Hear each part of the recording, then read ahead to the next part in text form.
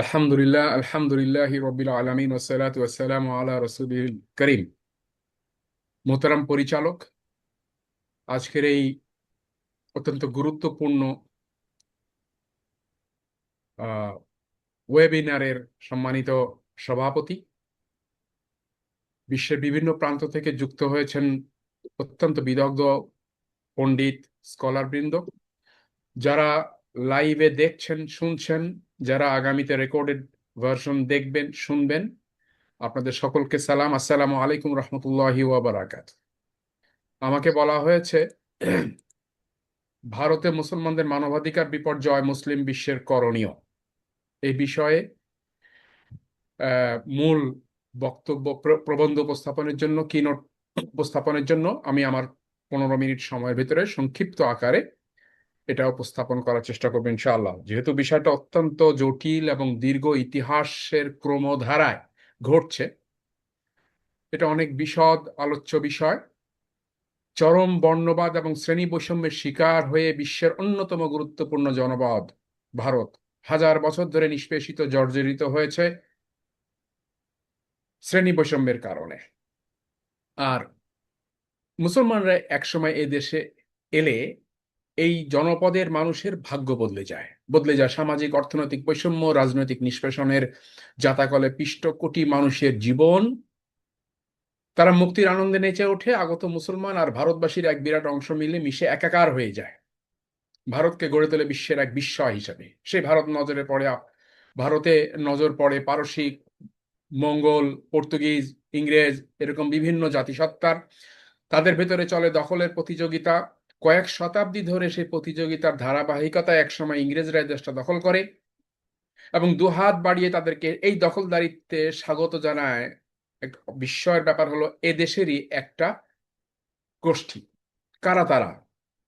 তারা এদেশেরই সন্তান, ধর্মবিশ্বাসে Hindu. Shri M N রায় একবার তার এক লেখায় বলেছিলেন, it is historical fact that a very large section of the Hindu community welcomed the advent of the English power. এর পেছনে যে মনস্তাত্ত্বিক দিকটা ছিল, এই মনস্তাত্ত্বিক দিক নিয়ে যেন আমাদের বাংলাদেশেরই জনাব বদরুদ্দীন ওমর বিশদ কাজ করেছেন এবং তিনি তার ভারতীয় জাতীয় আন্দোলন বইয়ে এটাকে সুবিস্তৃত আকারে তুলে ধরেছেন। ভারতের আরেকজন পণ্ডিত দেশরাজ গয়াল তার এক লেখায় লিখেছেন যে এই মুসলমানদের এই দেশ দখলের পরিপ্রেক্ষিতে মুসলমানরা যখন এই দেশের স্বাধীনতা পুনরুদ্ধারের জন্য আন্দোলন শুরু করে একেবারে সূচনা পর্যায় থেকে, তখন থেকেই এই আন্দোলনকে, মুসলমানদের এই দেশের স্বাধীনতা পুনরুদ্ধারের আন্দোলনকে ডেভিয়েট করার জন্য ব্রিটিশ বিরোধী মনোভাব যে জেগে উঠছে, সেই মনোভাবকে ভোঁতা করে দেওয়া, এর জন্য আরএসএস কে কাজে লাগানো হয়। আমরা আরএসএস এর এটা একটু পরে দেখব। যুব সমাজের মধ্যেকার এই ব্রিটিশ বিরোধী মনোভাবকে মুসলিম বিরোধী মনোভাবের দিকে ঘুরিয়ে দেওয়া হলো আরএসএস এর অন্যতম প্রধান লক্ষ্য। এই নীতি গ্রহণের ফলে ব্রিটিশ সরকার আরএসএস এর বিরুদ্ধে কোনো প্রকারের বড় পদক্ষেপ কখনোই নেয়নি, কারণ আরএসএস এর শিক্ষা শিবিরগুলোতে নেতাদের বক্তৃতার মূল বিষয়ই ছিল মুসলিম বিরোধিতা। বইটার নাম হচ্ছে রাষ্ট্রীয় স্বয়ংসেবক সংঘ, দেশরাজ গয়াল, পৃষ্ঠা 67।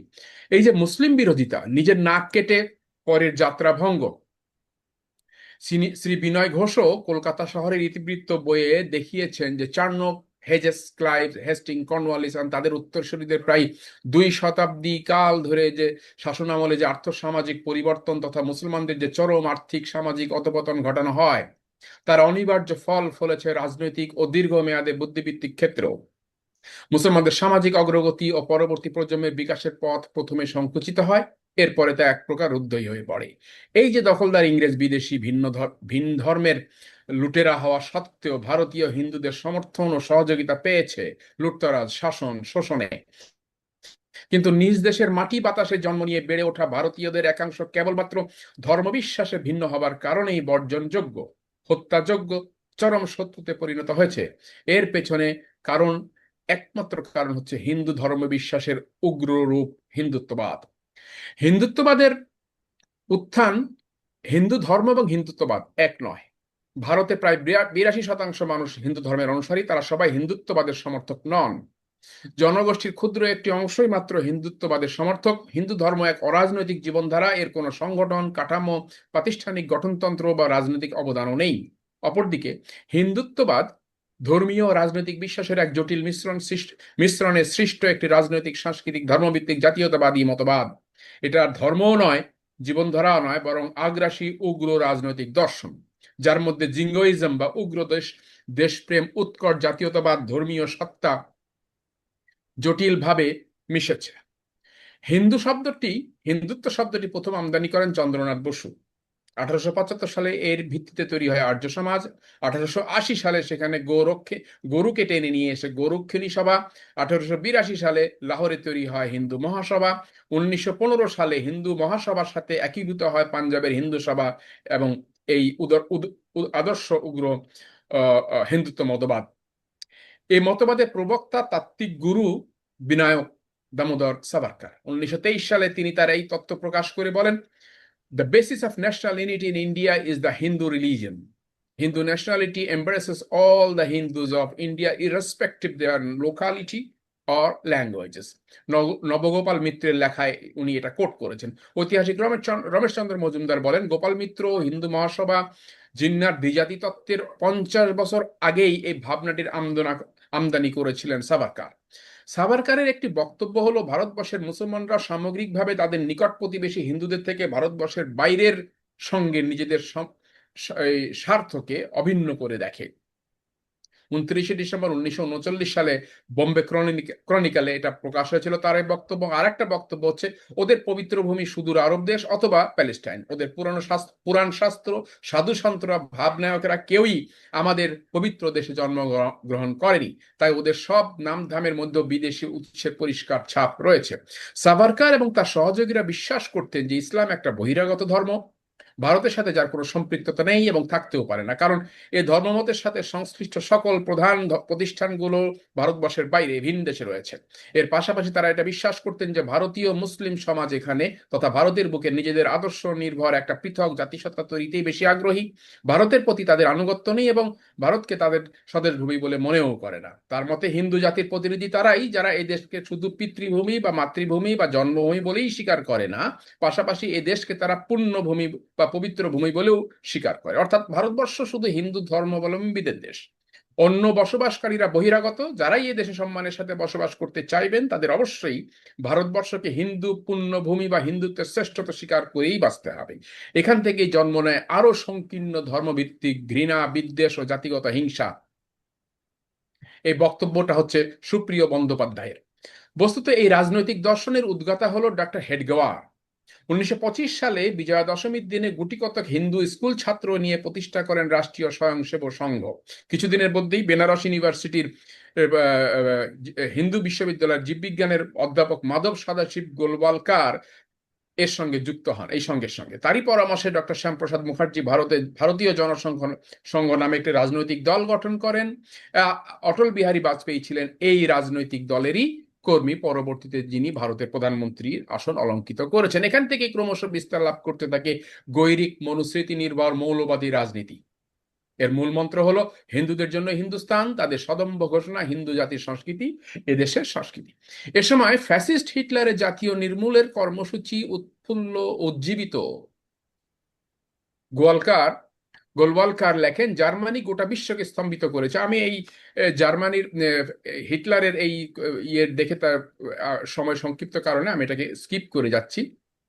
দেশগয়াল তার এক লেখায় লিখেছেন, আরএসএস এর শিক্ষা শিবিরগুলোতে নেতাদের বক্তৃতার মূল বিষয় ছিল মুসলিম বিরোধিতা।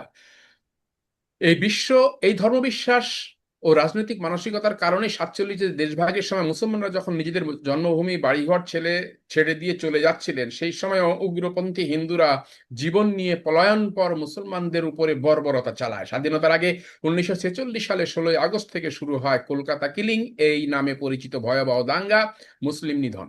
শত শত বীভৎস ঘটনা উল্লেখ রয়েছে। উল্লেখ করতে গেলে একটা বিরাট ভলিউম হয়ে যাবে।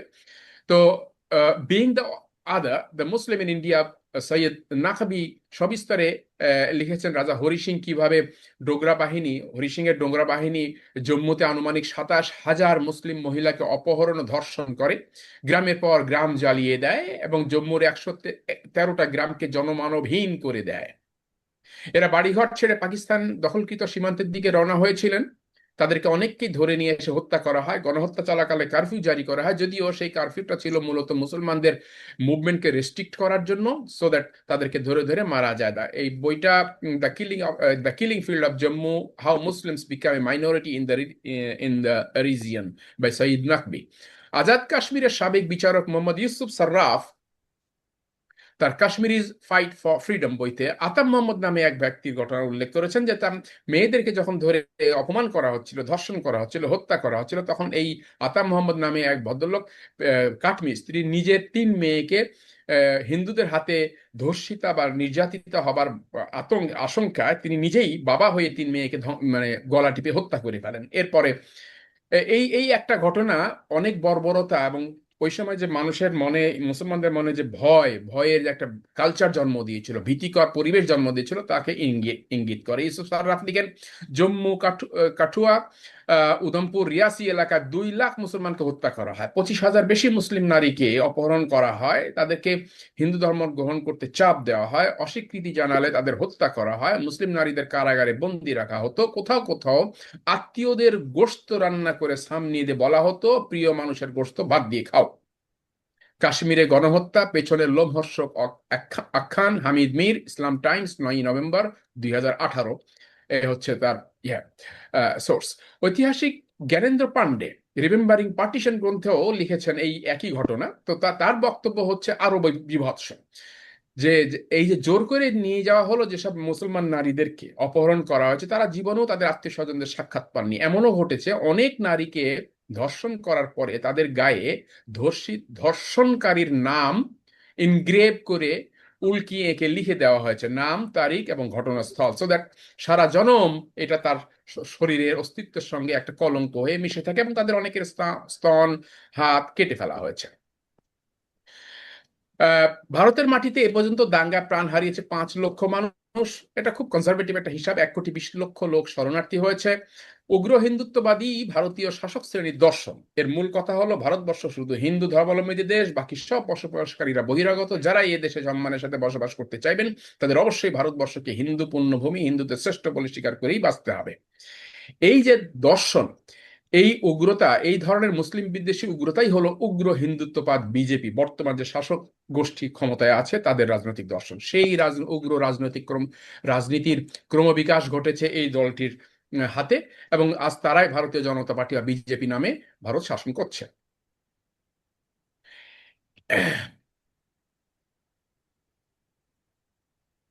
আরএসএস আগাগোড়াই উগ্র হিন্দুপন্থী সন্ত্রাস নির্ভর একটা দল। 1948 সালে আরএসএস এর হাতেই কিন্তু নাথুরাম গডসে, আরএসএস এর একজন সদস্য নাথুরাম গডসের হাতে গান্ধী নিহত হয়।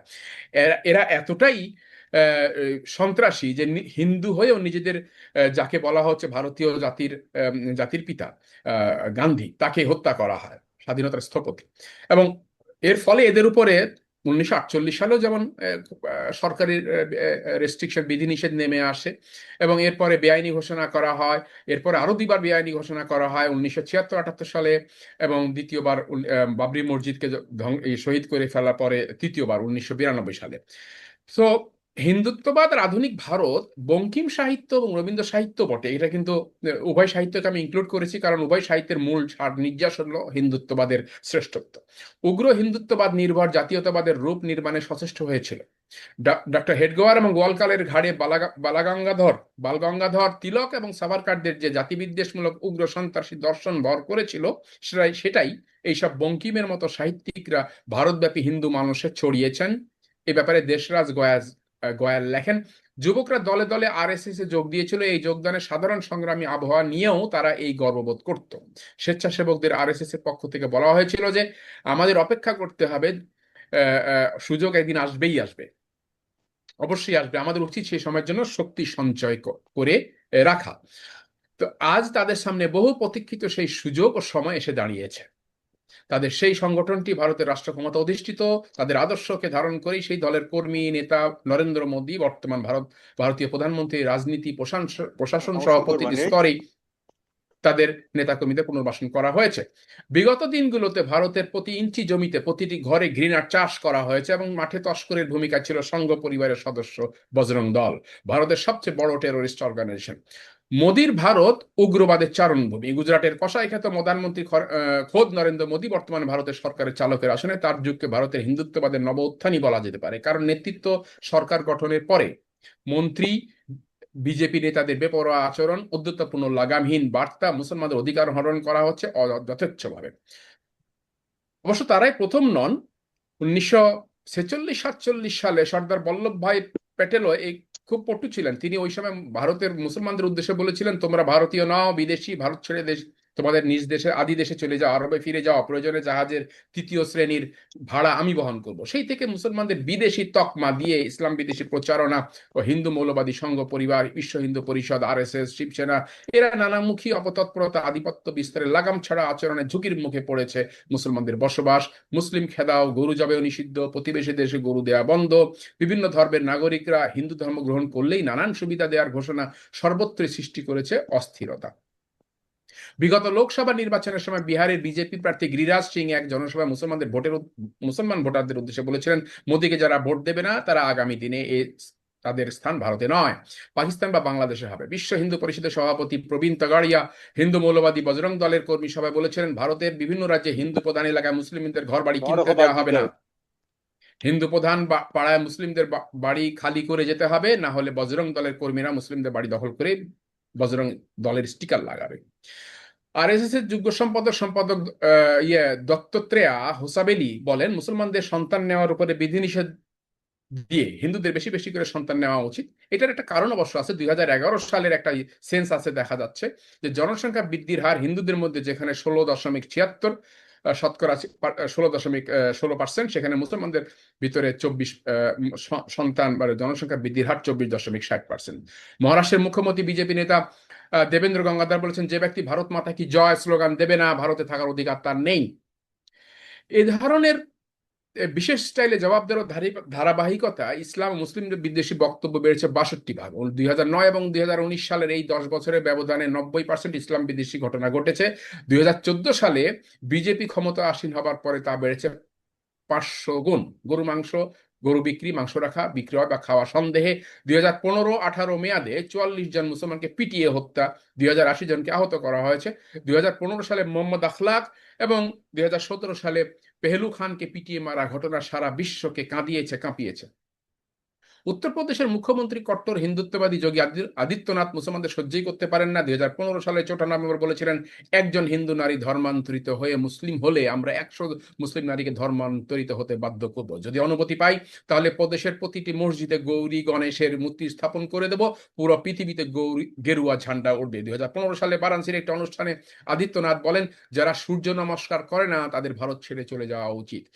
বিজেপির সংসদ সদস্য রাক্ষী মহারাজ মুসলমানদের ভারতে কবর দেওয়ার বদলে দাহ করার প্রস্তাব দিয়ে বলেন, কবরস্থান হোক বা কিংবা শ্মশান, সবাইকে দাহ করা উচিত, কাউকে কবর দেওয়ার প্রয়োজন নাই। গরুর মাংস নিয়ে নৃশংসতা, উন্মাদনা, সন্ত্রাস বিশ্ব দেখেছে। গরুর গোশত খাওয়ার মুসলিমদের নিত্যদিনের ঘটনা, এবার তো গরুর গোশত খাওয়ায় মুসলিম হত্যা নিত্যদিনের ঘটনা। অথচ এবার তো কোরবানি দিতে দেওয়া হলো না, অথচ ভারত হচ্ছে প্রতি বছর 4.4 বিলিয়ন মার্কিন ডলারের গরুর গোশত বিশ্বে রপ্তানিকারক এবং বিশ্বের 5ম বৃহত্তম রপ্তানিকারক দেশ। কেন্দ্রীয় বিজেপি সরকারের মন্ত্রী কয়েকটি প্রদেশের মুখ্যমন্ত্রী সংখ্যালঘু মুসলিম বিদ্বেষী লাগামহীন উদ্ধত্তপূর্ণ কথাবার্তা বিপন্ন করে তুলেছে দেশটিতে বংশ পরম্পরায় বসবাসরত নানা ধর্মের মানুষের জীবন। হিন্দু ধর্মাবলম্বী ছাড়া অন্যান্য ধর্মের নাগরিকরা হয়ে পড়েছেন ভীত সন্ত্রস্ত। ভারত মাতা কি জয় প্রতিষ্ঠা করতে গিয়ে কেবল নিপীড়ন হত্যার হুমকি নয়, মানসিকভাবে সার্বক্ষণিক পীড়নের মধ্যে রাখা হয়েছে মুসলমান, খ্রিস্টান সহ সংখ্যালঘুদের। সংঘ পরিবার, আরএসএস, শিবসেনা, হিন্দু পরিষদের বিজেপি সহযোগী সংগঠনের তরফ থেকে প্রতিনিয়ত মুসলমান বিদ্বেষ ছড়ানো, হত্যার হুমকি, মুসলমানদের কটাক্ষ অব্যাহত রয়েছে। এসব কোনো বিচ্ছিন্ন ঘটনা নয়, বরং তিনিও তার দলের লোকজন প্রায়শই এই একই ভাব আর ভাষায় কথা বলেন, যা ধর্মনিরপেক্ষ তার সাথে সরাসরি সাংঘর্ষিক এবং আইনত দণ্ডনীয় হলেও ভারতের কোনো আইন বা আইন প্রয়োগকারী সংস্থা বা আদালত আজ পর্যন্ত তাকে জবাবদিহি তার আওতায় আনেনি। ভারত প্রদেশের ভারতের উত্তরপ্রদেশে 2025 সালে মে পর্যন্ত 225টি মাদ্রাসা, 30টা মসজিদ, 25টা খানকা এবং 6টা ঈদগাহ অবৈধ আখ্যা দিয়ে ধ্বংস করে দেওয়া হয়েছে। শিবসেনা সভাপতি বাল ঠাকরে পুত্র বলেছেন, যারা ভারত মাতা কি জয় বলবে না তাদের নাগরিকত্ব এমনকি ভোটাধিকারও কেড়ে নেওয়া উচিত। নিরঞ্জন জাতির মুসলিম খেদাও আন্দোলন, মুজফ্ফরাবাদে সংখ্যালঘু হত্যা, আগ্রায় ধর্মান্তকরণে করণ, আসামে মুসলিম খেদাও, এসব সেই হুমকিরই বাস্তব প্রতিচ্ছবি।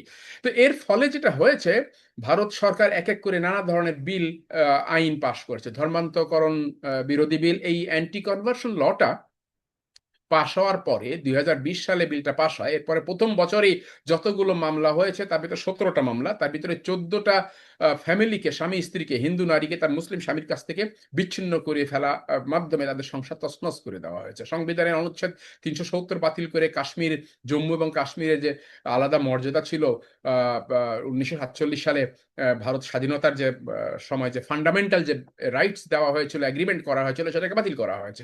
ওয়াকফ সংশোধনী আইন করা হয়েছে। ওয়াকফ আইন সংশোধনী করাতে 2025 সালের এপ্রিল মাসে সরকার এই আইনটা করে, যা মুসলিম দাতব্য পরিচালনা ওয়াকফ সম্পত্তি গ্রাস করারই একটা নামান্তর। এর মাঝখানে এর মাধ্যমে যেটা হয়েছে সেটা হচ্ছে 14 বিলিয়ন মার্কিন ডলার মূল্যের 8,72,000 প্রপার্টির 10 লক্ষ একর জমি, যা মুসলমানদের ওয়াকফ করা সম্পত্তি, এগুলো আসলে নেওয়ার ধান্দা, এবং এটা এই ধারাটাই শুরু হয়েছে।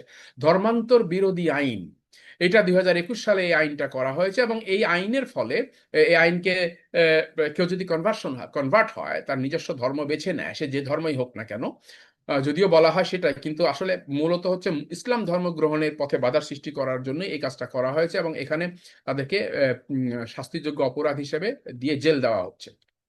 নাগরিকত্ব সংশোধনী আইনের কথা আমরা শুনেছি। 2019 সালের ডিসেম্বর মাসে পাশ হওয়া এই আইন বাংলাদেশ এবং আফগানিস্তান থেকে 2015 সালের আগে ভারতে আসা অমুসলিম অভিবাসীদের, হিন্দু, শিখ, বৌদ্ধ, জৈন, পার্সি, খ্রিস্টান, এদেরকে নাগরিকত্ব দেয়, কিন্তু মুসলমানদের স্পষ্টভাবে বাদ দেয়। এই যে দ্বিচারী আচরণ, এটা স্পষ্ট হচ্ছে বর্ণবাদ। কিন্তু এই বর্ণবাদ এই আইনের ভিত্তিতে, এই আইনের বলে ভারতে একটা রাষ্ট্রীয় কাঠামোর ভিতরে বৈধতা পাচ্ছে, এবং সেখানে মুসলমানরা নিপীড়িত হচ্ছে, তাদেরকে বঞ্চিত করা হচ্ছে। জাতীয় নাগরিক পঞ্জি, জাতীয় জনসংখ্যা নিবন্ধন, এর ভিতরেও এই আইনটা আর মানে আর একটা হচ্ছে মুসলিমকে, কোটি কোটি মুসলমানকে রাষ্ট্রহীন করার একটা ষড়যন্ত্র। 1980-র দশকের মাঝামাঝি প্রায় 11% মুসলমানদের ক্ষীয়বান রাজনৈতিক ক্ষমতার সবচেয়ে স্পষ্ট সূচক। পার্লামেন্টে তাদের আসন সংখ্যা ছিল আসন সংখ্যা হ্রাস। 1980 সালে 80-র দশকে আর কি মাঝামাঝি সময়ে 11% জনসংখ্যার বিপরীতে মুসলমানদের লোক সংখ্যা লোকসভায় নিম্নকক্ষে আর কি 9% আসন দখল করত। আজ সেখানে 14% জনসংখ্যা হওয়া সত্ত্বেও আসন সংখ্যা কমে 9 থেকে এসছে 5%। তো এই যে আসন সংখ্যা কমে এসছে, 220 মিলিয়ন মানুষের প্রতিনিধিত্ব করে মুসলিম এমপিরা মাত্র 4.42% মুসলিম এমপি রয়েছে। শাসক দল বিজেপিতে কোনো মুসলমান সদস্য নেই। মুসলিম এমপিরা ভারতের 88 রাজ্যের মধ্যে মাত্র 9টি থেকে আসেন। গুজরাট, রাজস্থান, মহারাষ্ট্র, কর্ণাটকের মতো বৃহৎ রাজ্যগুলোর থেকে কোনো মুসলিম প্রতিনিধি নেই। অশোকা বিশ্ববিদ্যালয়ের রাষ্ট্রবিজ্ঞানী আলী খান মাহমুদাবাদ ব্যাখ্যা করেন যে প্রতিনিধিত্ব না থাকলে রাষ্ট্রের কাছে সম্পদ চাওয়া এবং কমিউনিটির প্রয়োজন, শিক্ষা, চাকরি, স্বাস্থ্য ও মৌলিক অবকাঠামো ইত্যাদি তুলে ধরার ক্ষমতা থাকে না। এই রাজনৈতিক শূন্যতা মাহমুদাবাদের মতে এমন একটি দেশে এই পরিবর্তন ঘটেছে যেখানে মুসলিমরা মূলত আগে থেকে প্রান্তিক ছিল, যেখানে তাদের এখন সক্রিয়ভাবে বাদ দেওয়া হচ্ছে। 3 তালাকের বিধান, তালাক আইন করা হয়েছে, বিজেপি সরকার এটা করেছে, এবং এর ফলে মুসলমান ফান্ডামেন্টাল শরিয়া, ইসলামী শরিয়া আইনের উপরে হাত দেওয়া হয়েছে। পশ্চিমবঙ্গে 27% মুসলমান হওয়া সত্ত্বেও সেখানে রাজনীতি এবং প্রশাসনিক কোনো ক্ষেত্রে মুসলমানদের প্রতিনিধিত্ব তেমনটা উল্লেখযোগ্য নয়। বিধানসভায় মুসলিম প্রতিনিধি পূর্ববর্তী 42টি আসন থেকে হ্রাস পেয়ে 2026-এ 11টা নেমেছে। রাজ্যের উচ্চ প্রশাসনিক পদসমূহে মুসলমানদের হার মাত্র 5.7%, 6.8% স্বাধীনতার পরে, যেটা 5.7 থেকে 6.08, মানে 6.1। পশ্চিমবঙ্গে আজ পর্যন্ত মুসলিম মুখ্যমন্ত্রী, উপমুখ্যমন্ত্রী, মুখ্য সচিব, রাজ্য পুলিশ প্রধান পায়নি। পাবলিক সার্ভিস কমিশনে 19 জন, চেয়ারম্যান পদে মাত্র 2 জন এই পর্যন্ত মুসলমান এসছিলেন। কোটা বাতিল বা কর্মসংস্থানে একটা বড় ধাক্কা দিয়েছে কোটা বাতিলের মাধ্যমে। কলকাতা হাইকোর্ট কর্তৃক পশ্চিমবঙ্গের মুসলমানদের একটি বড় অংশের ওবিসি কোটা বাতিলের করার সিদ্ধান্ত বহাল রাখায় মুসলমানদের তরুণদের শিক্ষা এবং সরকারি কর্মসংস্থান অংশগ্রহণ সুযোগ সংকুচিত হয়ে পড়েছে। সাচার রিপোর্টে আমরা এটা বিস্তারিত দেখেছি কয়েক বছর আগে, বছর 30 আগে সম্ভবত এটা। তো সাচার রিপোর্টের পরে এটা অবস্থা আরো করুণ হয়েছে। ইমাম মুয়াজ্জিনদের ভাতা বন্ধ করে দেওয়া হয়েছে। মুসলমান ছাত্রছাত্রীদের জন্য বিশেষ যে ইয়ে ছিল, স্কলারশিপ ছিল, সেগুলো বন্ধ করে দেওয়া হয়েছে। স্কুলগুলোতে বন্দে মাতরম গাইতে বাধ্য করা হচ্ছে। 14 বছরের কম বয়সী গবাদি পশু জবাইতে নিষেধাজ্ঞা করা হয়েছে। আসামে সংখ্যালঘু সুরক্ষার ক্ষেত্রে আসামের পরিস্থিতি বর্তমানে আরো বেশি ভয়াবহ। এবং বনাঞ্চল, সরকারি খাস জমি দখলমুক্ত করার নামে মূলত বাংলাভাষী মুসলিম বসতিগুলোকে টার্গেট করা হয়েছে। 2026 সালে মার্চ মাসে আন্তর্জাতিক মানবাধিকার রিপোর্ট অনুযায়ী 2016 সাল থেকে এ পর্যন্ত আসামে প্রায় 20,000-এর বেশি সংখ্যালঘু পরিবারের ঘর বাড়ি বুলডোজার দিয়ে গুঁড়িয়ে দেওয়া হয়েছে। বিহারও সেই একই অবস্থা। 2025 সালে ভারত জুড়ে রেকর্ডের 1318টা সংখ্যালঘু বিরোধী সমাবেশের উল্লেখযোগ্য সংখ্যক ঘটেছে এই এক বিহারে। পুরো ভারত জুড়ে মুসলমানদের ধর্ম পালনে বাধা সৃষ্টি করা হচ্ছে। মুসলিম পরিচিতিকে একটা অপরাধ হিসেবে প্রতিষ্ঠিত করা হয়েছে ইতিমধ্যেই। শিক্ষা, চাকুরি, বাণিজ্যে মুসলমানরা সমাজ থেকে ছিটকে পড়েছে। এ ধারা বিগত কংগ্রেস আমলেও ছিল। 2005 সালে সাচার কমিশনের রিপোর্টই তার প্রমাণ। এভাবে জীবনের প্রতিটা ক্ষেত্রে অন্ধ হিন্দু জাতীয়তাবাদের ছবলে ভারতের সংখ্যালঘু মুসলমানদের মুসলিম জনগোষ্ঠীর জীবন জুলুম আর নির্যাতনের দুর্বিষহ হয়ে পড়ছে। একটা মাত্র উদাহরণ দিচ্ছি। সুপ্রিম কোর্টের প্রখ্যাত আইনজীবী এজি নুরানি তার কাশ্মীর ডিসপুট 1947-2012 এই বইতে জওহরলাল নেহরুর একটা লেখা একটা চিঠি লর্ড মাউন্টব্যাটেনকে লিখেছিলেন। চিঠিটা, সেই চিঠিকে কোট করেছেন। সেখানে উনি দেখাচ্ছেন জওহরলাল নেহরুর নিজের উক্তি। সেখান থেকে দেখাচ্ছেন যে ওই সময় ইয়েতে জম্মুর মুসলমান জনসংখ্যা ছিল 61%, আর আজকে সেটা প্রায় 30% কমে 28% কমে এসে 33% নেমেছে, অর্থাৎ জনসংখ্যা কমেছে। চেন্নাই একজন মুসলমানদের কিভাবে টার্গেট করা হচ্ছে সেটার একটা উদাহরণ দিতে গিয়ে আমি এটা টেনে নিয়ে এসেছি। আহমেদ মুখারিকে 542 কোটি টাকার মানি লন্ডারিং এর অভিযোগে গ্রেফতার করা হয় আজ থেকে কয়েক বছর আগে, 3 বছর আগে, এবং 31 মাস, পৌনে 3 বছর তিনি জেলে ছিলেন। এই জেলে থাকা অবস্থায় তার বিরুদ্ধে মানি লন্ডারিং এ তদন্ত করা হয়। 2026 সালে সিবিআই স্পেশাল কোর্ট এবং মাদ্রাজ হাইকোর্ট উভয় কোর্ট থেকে তাকে বেকসুর খালাস দেওয়া হয়। কিন্তু ঘটনা যেটা ঘটেছে, গত 31 মাসে তার এই মিলিয়ন মিলিয়ন পাউন্ডের ডলারের বিজনেসটাকে, তার যে কোস্টাল এনার্জি প্রাইভেট লিমিটেড নামে একটা কোম্পানি ছিল, কয়লা কোম্পানি, এই কোম্পানিটাকে দেউলিয়া দেখায় এটাকে কিনে নেয়। কে কিনে নেয়? আদানি। এখন এই কোম্পানিটা আদানি গ্রুপের একটা সম্পত্তি, যে এক সময়কার মিলিয়নার, ইভেন বিলিয়নার এই আহমেদ বুখারি আজকে পথের ফকির। এইভাবে মুসলমানদেরকে টার্গেট করে তাদের বাণিজ্য, তাদের লাইভলিহুড, তাদের এভরিথিং শেষ করে দেওয়া হচ্ছে। এইভাবে তাদেরকে মার্জিনালাইজড করা হচ্ছে, ডিহিউম্যানাইজড করা হচ্ছে, ডিমোরালাইজড করা হচ্ছে, ডিকালচারালাইজড করা হয়েছে, অ্যান্ড ডিগ্রেডেড করা হয়েছে। এর ফলে মুসলমানরা আজকে নিজেদের ভবিষ্যৎ দেখতে পারে না, আশা করতে পারে না। কোনো ক্যারিয়ার গড়েও এই দেশে কিছু হবে এমন কিছু তারা, তাদের সম্মুখে কোনো আশা নাই। ফলে পুরো জাতিসত্তা একটা ডিসহার্টেড কমিউনাল একটা কালেকটিভ স্ট্রেসের ভিতরে কাটাচ্ছে। হিন্দু উগ্র হিন্দুত্ববাদের এই একই মন্ত্রে হওয়ার কারণে আগামী প্রজন্মকেও যেন, বর্তমান প্রজন্মের পাশাপাশি আগামী হিন্দু প্রজন্ম যেন এই ধারা কন্টিনিউ করে, এই জন্য 1946 সালে সংঘ সচিব গোলওয়ালকারের নেতৃত্বে গীতা মডেল স্কুল তৈরি হয়। সেই একই শিক্ষা ব্যবস্থা 48-51 সালের বিভিন্ন ফর্মে এসে নানাজি দেশমুখের নেতৃত্বে প্রতিষ্ঠিত হয় সরস্বতী শিশু মন্দির। এই সমস্ত শিক্ষা ব্যবস্থাগুলো তখন বিচ্ছিন্ন বিক্ষিপ্তভাবে চললো। ইদানিংকালে ভারতের এই মোদী সরকারের আমলে এখন তাদের মানে শিক্ষার যে শিক্ষা ব্যবস্থা সংস্কারের মাধ্যমে এখন মূল ইয়েতে চলে আসছে, ট্রেন্ডে চলে আসছে। প্রত্যেকটা রাজ্যে বিভিন্ন নামে সমাজ রাজনৈতিক পরিস্থিতি বিবেচনা করে তাদের কার্যক্রম পরিচালিত হয়। 2018 সালে উত্তরাখণ্ডের মুখ্যমন্ত্রী প্রণোদনায় আরএসএস এর অধীনস্থ শিক্ষকদের ফ্রন্টাল গ্রুপ এবিআরএসএম এর মাধ্যমে সম্পূর্ণ শিক্ষার দায়িত্বই দেওয়া হয়েছে রাজ্যের ওই হিন্দুত্ববাদী সংগঠনগুলোর আওতায়। এদের লক্ষ্যই হলো হিন্দু সংস্কৃতির বিস্তৃতি এবং ইয়ের মাধ্যমে, বিদ্বেষ ছড়ানোর মাধ্যমে একটা জনমত তৈরি করা। 2018 সালে একটা প্রতিবেদন অনুযায়ী প্রবাসী হিন্দু আমেরিকান এদের মদদে দেশের প্রান্তিক অনুন্নত 96,000 গ্রামে বিশ্ব হিন্দু পরিষদের নিয়ন্ত্রণে চলছে 1,01,417টা স্কুল, যেখানে নিরেট বর্ণবিদ্বেষ এবং ইসলামের বিরুদ্ধে বিষোদ্গার, হিংসা, বিদ্বেষ ছড়ানো হচ্ছে। বিশ্ব হিন্দু পরিষদ নেতা অশোক সিঙ্গল, প্রবীণ তোগাড়িয়ার নির্দেশে রাজস্থানের সরকার গত ফেব্রুয়ারি মাসে প্রদেশের 48,000 শিক্ষা প্রতিষ্ঠান সব ধর্মের ছাত্রছাত্রীদের বাধ্যতামূলক গীতা পাঠ, সূর্য নমস্কার করা সার্কুলার জারি করেছে। আমেরিকাতেও রয়েছে হিন্দুদের স্টুডেন্ট কাউন্সিল। এরকম এইসব ইয়ের মাধ্যমে তারা হিন্দু ইউনিভার্সিটি অফ আমেরিকা নামে কলেজে প্রবাসী ভারতীয়দের কাছে ফান্ড নিয়ে ইতিহাস, ধর্ম, বিজ্ঞান সংক্রান্ত গবেষণার নামে মৌলবাদী সাম্প্রদায়িক বিদ্বেষ সৃষ্টিকারী চিন্তাভাবনা ছড়িয়ে দিচ্ছে। মাল্টিকালচারালিজম যে বলা হয়, এইটা আসলে ভারতের জন্য আমরা দেখছি যে আজকের যে অবস্থা, হয় হিন্দু হও না হয় দেশ ছাড়ো। অ্যাকচুয়ালি মাল্টিকালচারালিজমের এই দর্শন ভারতে ফেল করেছে।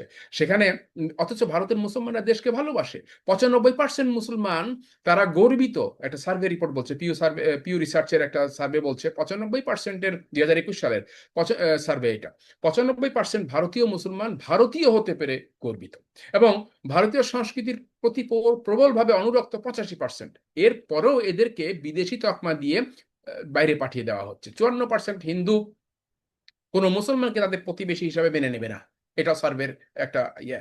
তো এই যে বিদ্বেষ গত কয়েক বছর ধরে চলতে চলতে আজকে একটা প্রায় কালমিনেটেড পর্যায়ে এসছে তুঙ্গে, এবং এটা আগামী দিনে আরো বাড়বে, ক্রমশ বাড়ছে। এর পেছনে একটা বিদেশি ইসরায়েলি কানেকশন আছে। 2009 সালের ডিসেম্বর সংখ্যার একটা পাক্ষিক দ্য মিল্লাত গ্যাজেটে তারা বলছে, 2008 সালে একটা রিপোর্ট, সেখানে বলছে যে ইসরায়েল এই ভারতীয় হিন্দু সাম্প্রদায়িক সংগঠনগুলোকে, এইগুলোকে 7,877 কোটি টাকা দিয়েছে শুধুমাত্র ওই একটা বছরে, 2008 সালের ওইটা। এবং সেটা এসছে বিশ্বের বিভিন্ন, ইসরায়েল সরাসরি টাকা দেয় না, বিশ্বের বিভিন্ন দেশে যে হিন্দু সংগঠনগুলো আছে তাদের মাধ্যমে এই টাকাগুলো এসছে। সো কালচারাল বা সোশ্যাল ইন্টিগ্রেশন অ্যাকচুয়ালি এখানে কোনো সমাধান নয়। ইন্টিগ্রেশন হলে, যদি ইন্টিগ্রেটেড হলেই যদি ইয়ে হতো, তাহলে এই যে কিছুদিন আগে এক মুসলমান ছেলেকে হত্যা করা হয়েছে, তার নাম হচ্ছে সুলেমান পাঠান। সুলেমান পাঠানকে, তার 21 বছরের একটা ছেলে, তার অধিকাংশ বন্ধু বান্ধব ছিল হিন্দু, সে নিজে হিন্দুদের বন্ধু বান্ধবদের গণেশ পূজা করার জন্য ফান্ড দিত, এবং সে নিজের বাড়িতেও বাড়ির যে যে বৈঠকখানা, সেখানে তাদের পুজো করার সুযোগ দিয়েছে। অথচ, এবং সে কখনো কখনো সে নিজেও পুজোতে অংশ নিয়েছে। এইভাবে ইন্টিগ্রেটেড হবার চেষ্টা করার পরও শুধুমাত্র মুসলমান পরিচয়ের কারণে তাকে হত্যা করা হয় পিটিয়ে, এবং সেই হত্যাকারীদের ভিতরে তার সেই বন্ধু ছিল, যে বন্ধুকে সে নিজে বছরের পর বছর নিজের বাড়িতে পুজোর সুযোগ করে দিয়েছে, অথবা নিজে তাদের সাথে অংশ নিয়েছে। এখন এর সমাধানটা কি? আমরা এটা দেখছি, সমাধান কি? এর সমাধান হচ্ছে ভারতীয় মুসলমানরা, তারা যদি, এই যে একটু আগে বললাম, তারা কালেকটিভ একটা অ্যাংজাইটি, একটা স্ট্রেস, একটা ফিয়ার, এই ধরনের কালচারের ভিতরে বাস করতেছে। কিন্তু তারা ইতিহাস যদি ঘাঁটি আমরা দেখি, তাহলে তাদের আত্মিক শক্তি, নৈতিক শক্তি, মোরাল শক্তি, এই শক্তিতে তারা যথেষ্ট বলিয়ান। সমস্যা হলো যে এখন আমরা, তারা এটা ফাইট করবে, ব্যাক করবে ইনশাআল্লাহ, এবং আমাদের উচিত হচ্ছে তাদেরকে মোরাল সাপোর্ট দিয়ে চলা। মোরাল এবং যত রকম সাপোর্ট দেওয়া সম্ভব আমাদেরকে এই কাজটা করে যেতে হবে। এবং আমরা এর সমাধানটা কি, আমরা কেন করব? আমরা এই কাজটা করব কারণ প্রথমত আমরা মানুষ। পৃথিবীর কোথাও যদি অবিচার, জুলুম হয়, তাহলে আমরা সেই অবিচারের বিরুদ্ধে কথা বলতে বাধ্য মানুষ হিসাবে, এটা আমাদের মোরাল রেসপন্সিবিলিটি। এটা এক কারণ। দ্বিতীয় কারণ হচ্ছে আমরা কথা বলবো যেহেতু আমরা বাঙালি। কারণ ভারতীয়, উত্তর ভারতীয়, হিন্দি ভাষী ভারতীয় শাসকদের দাপটে কলকাতা, বাংলা, পশ্চিমবঙ্গে এবং আসামে বাংলা ভাষা প্রায় বিলুপ্ত, কালচার বিলুপ্ত প্রায়। ফলে এই বাংলা ভাষার অস্তিত্ব রক্ষার স্বার্থে আমাদেরকে কথা বলতে হবে। এবং সবচেয়ে বড় পরিচয়, যেটা কারণ, যেটা যে আমরা মুসলমান হিসাবে কথা বলবো। আমাদের নৈতিক দায়িত্ব ভারতের মুসলমানদের জন্য কথা বলা, তাদের বারবার কথা বলা, কনসার্ন রেজ করা, বিশ্বের বিভিন্ন পয়েন্টে, বিভিন্ন ফোরামে, বিভিন্ন সুযোগ পেলেই এদের এই কান্নাটাকে পৌঁছে দেওয়া। এবং তাদের জন্য আমাদের নিজেদেরও কান্না করা দরকার, আমাদের কাঁদা দরকার। তারা আমাদের ভাই, তারা আমাদের দিকে তাকিয়ে আছে, মুসলমানদের দিকে, বিশ্ব মুসলমানদের দিকে। কূটনৈতিক চাপ সৃষ্টি করা, ইচ্ছা করলে মুসলমান দেশগুলো, আমি জিসিসির কথা বলছি, জিসিসি কান্ট্রিগুলো ইচ্ছা করলে কিন্তু 1 মাসের